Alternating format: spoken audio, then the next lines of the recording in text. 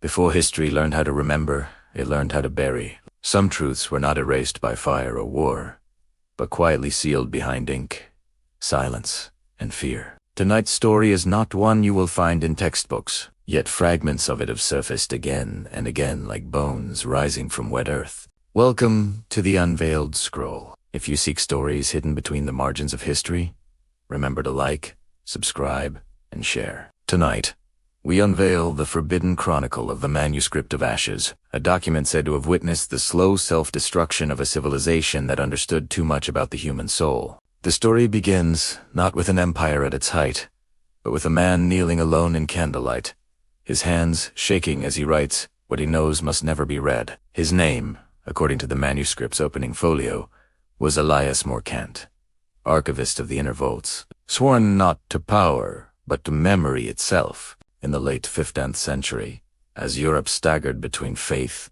and reason. Morcant served a city-state that officially never existed, omitted from maps by deliberate decree. Known only as Valerium, it was built where trade routes crossed and secrets accumulated like dust in lungs. Valerium's rulers believed that knowledge, once uncontrolled, became a contagion. Thus, they created the inner vaults, a subterranean archive where forbidden records were sealed away from public sight, guarded not by soldiers but by oath and terror. Morcant was chosen young, brilliant, and fragile, a man who believed that truth was sacred, even when it wounded. For decades, he catalogued testimonies, trial records, and confessions from a practice known as the rite of veiling, a civic ritual never acknowledged in public law. Officially, Valerium punished crime through exile or labor. Unofficially, those accused of ideological deviation were taken below, where memory itself was treated as a weapon. The manuscript reveals that the rite of veiling was not execution, but erasure. Subjects were broken not by blades,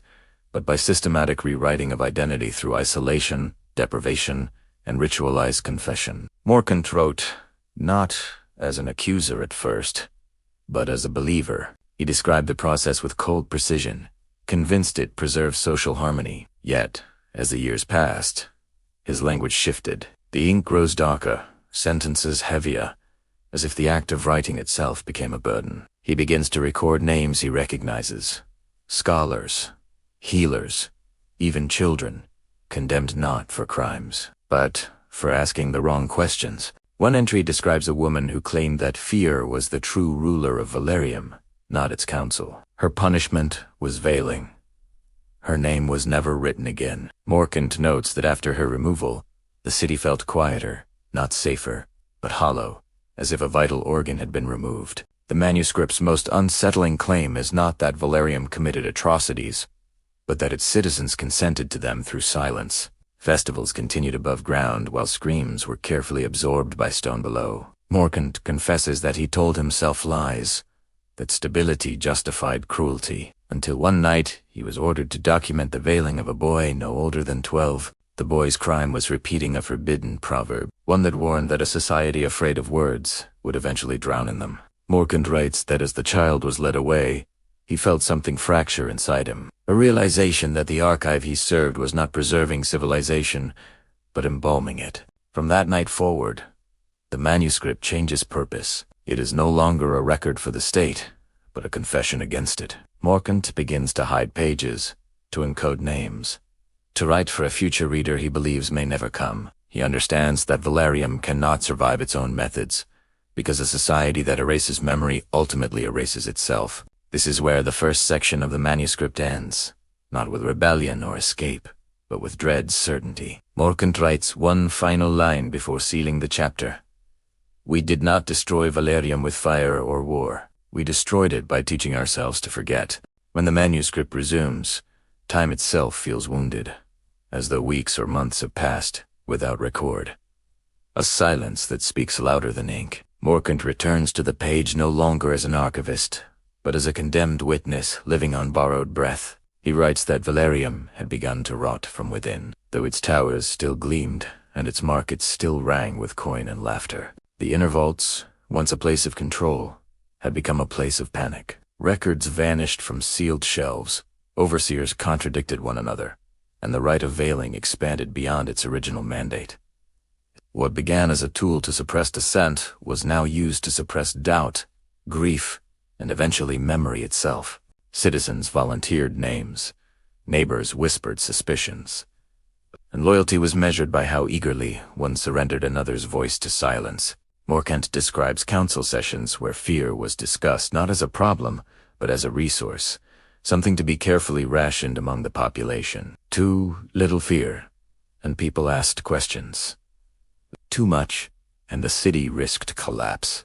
It was during this period that the manuscript introduces the figure of Chancellor Severin Cole, the architect of Valerium fictional doctrine. Cole believed that truth was not discovered but manufactured, and that a stable society required a single authorized narrative. Under his guidance, the vaults were no longer merely archives, but engines of revision. Old records were amended, dates adjusted, names altered, until even Morkant struggled to recall which version of events he had originally recorded. He confesses that the act of writing became an act of resistance, though a weak and lonely one. Each night, he copied fragments of the unaltered past into the manuscript of ashes, naming it so because he believed he was recording the remains of something already burned. One passage recounts the public unveiling of a monument celebrating Valerium's Century of Peace. Morkant notes the irony with restrained bitter. Writing that piece had been achieved not through justice, but through exhaustion. The crowd applauded while guards watched their faces more closely than the statue. Soon after,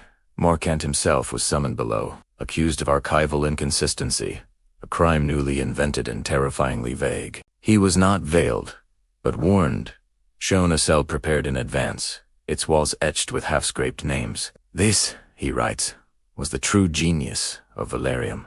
Terra, punishment was often unnecessary when anticipation did the work more efficiently. After that night, Morkant's prose fractures. He writes of dreams where the city sinks slowly into the earth, towers descending like gravestones, while its people continue walking, unaware they are already buried. He documents a growing phenomenon he calls the hollowing, a condition where citizens obeyed, spoke, and labored, yet displayed no curiosity, no anger, no hope. Valerium was becoming perfectly orderly and profoundly lifeless. The most damning section of the manuscript records a census ordered by Cal, not of population, but of memory. Citizens were asked to recount key historical events. Those whose recollections deviated from the sanctioned version were quietly marked. Morkant writes that after the census, entire neighborhoods emptied overnight, not through violence, but through disappearance, so clean it resembled evaporation. He notes that even grief was dangerous, as mourning implied remembrance. By now, Morkant understands that Valerium is no longer defending itself from chaos, but accelerating toward it. He writes that a society cannot survive when its people fear their own thoughts. The manuscript ends this section with a warning disguised as a reflection. When silence becomes law, collapses. No longer a question of if, but of how quietly it will happen. The final pages of the manuscript grow erratic, as if Morkant's hand could no longer keep pace with the truth pressing against it. He writes that Valerium entered its last season without trumpet or omen, a collapse so subtle that many never realized it had begun. Chancellor Cole ordered the sealing of the inner vaults, declaring that the past had fulfilled its purpose and no longer required preservation. This decree, Morkant notes, was celebrated as liberation, the promise of a future unburdened by old wounds. Yet with the vaults closed, rumors spread that records were being destroyed, not archived. Smoke was seen rising from the eastern sublevels, carrying with it the scent of ink and vellum. Morkant describes standing above a vent, watching ash drift upward like black snow, realizing that the city was cremating its own memory. With history reduced to cinders, the rite of veiling lost its formality and became indiscriminate. People were no longer erased for specific deviations, but for embodying unpredictability itself. Artists vanished. Storytellers were silenced. Even laughter, when too spontaneous, drew suspicion. Morkant records an encounter with a former guard who confessed that he no longer remembered why he served. Only that stopping felt impossible. This, Morkant writes, was the final transformation of Valerium's citizens into instruments rather than individuals. As food shortages began, the council blamed foreign traders who did not exist, enemies without names or faces. The city turned inward, devouring itself through suspicion. Morkant documents streets, once vibrant, now emptied by curfew and fear, their echoes louder than crowds had ever been. He writes that children born during this period learned compliance before language, absorbing caution like air. In one harrowing entry, Morkan admits that he considered destroying the manuscript of ashes, fearing it would be used as evidence against him or twisted into propaganda. What stopped him was the belief that forgetting would complete the city's work, and that memory, even alone, was an act of defiance. The manuscript recounts the night Chancellor Cole himself was taken below, betrayed by the very system he preferred. His disappearance was never announced, and his name was removed from public record within days. Morkant observes this not with satisfaction, but with dread, understanding that Valerium had become a machine that no longer required an operator. Soon after, the city experienced what Morkan calls the Quiet Week. No announcements were made, no markets opened, no bells rang. People simply stayed inside, waiting for instructions that never came. When doors finally opened, there was no council, no guards, no authority left to fear or obey. Valerium had not fallen to invasion or revolt, but to absence. Morkan writes that power, onsi absolute, had dissolved into nothing, leaving behind a population incapable of acting without it. The section ends with Morkan's realization that the city was dead, yet its people still breathed, wandering ruins of a system that had hollowed them out long before it vanished. The manuscript's final words are written in a trembling hand, ink thinned as if rationed or diluted by tears. Morkant record said he remained in Valerium after its collapse, not out of loyalty, but because leaving felt meaningless when there was no world left to belong to. He describes days spent walking through empty halls, where banners still hung, their symbols stripped of belief. People spoke softly, not from fear but from habit, as though volume itself had once been dangerous. Morkan notes that without the machinery of control, citizens did not celebrate freedom. They waited for orders that would never come. Proof that the city's greatest violence was not what it did to bodies, but what it did to will. In his last entries, Morkant reveals his intention to smuggle the manuscript of ashes beyond Valerium's borders, entrusting it to traders rumored to pass through the ruins at dawn. He writes, not to accuse, but to warn, believing that Valerium was not unique, only earlier. He predicts that future societies would repeat its mistakes under different names, using safety, unity, or progress as justification to erase inconvenient truths. The manuscript ends without describing Morkan's fate. There is no record of his execution or escape.